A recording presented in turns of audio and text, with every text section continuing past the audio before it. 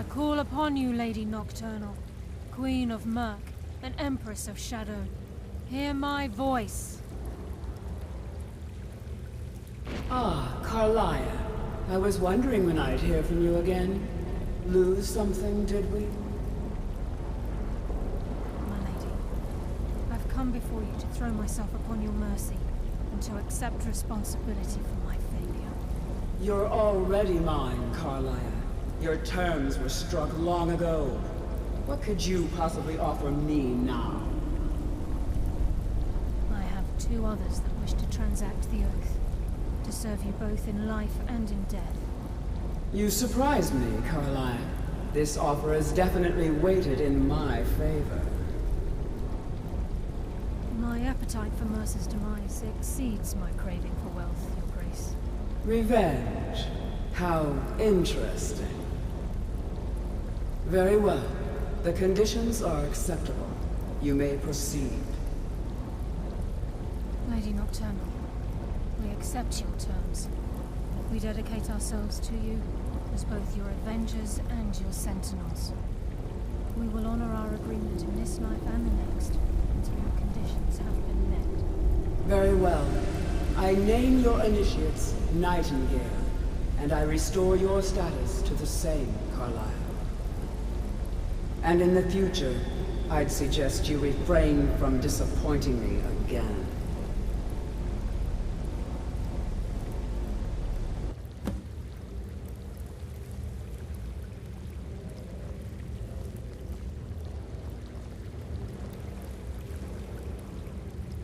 Now that you've transacted the oath, it's time to reveal the final piece of the puzzle to you. Mercer's true crime. Mercer was able to unlock the Guild's vault without 2 keys because of what he stole from the Twilight Sepulchre, the skeleton key. By doing this, he's compromised our ties to Nocturnal, and in essence, caused our luck to run dry. Well, yes, but the key isn't only restricted to physical barriers.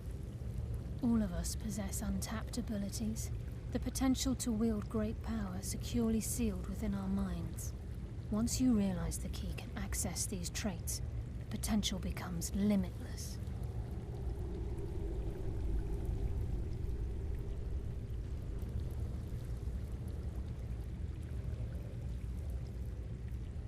Good.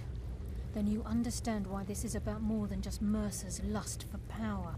If the key isn't returned to its lock in the Twilight Sepulchre, things will never be the same for the Guild. As time passed, our luck would diminish to the point of non-existence, and whether you know it or not, our uncanny luck defined...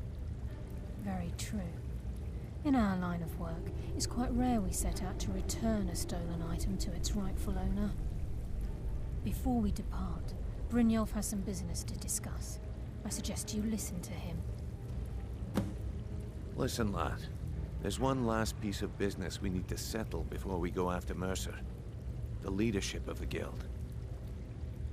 Carlia and I had a long discussion before you arrived here. Thanks to your efforts, Mercer's treachery has been exposed. After we deal with him, all that remains is restoring the Guild to its full strength. As a result, we both feel that you have the potential of replacing Mercer as leader of the Thieves Guild. I've been at this game a long time, my friend. A long time. I've stolen trinkets from nobles and framed priests for murder. I'm good at what I do, maybe even one of the best, but it's all I know. I've never been one to lead, never desired it, never cared for it, don't want it.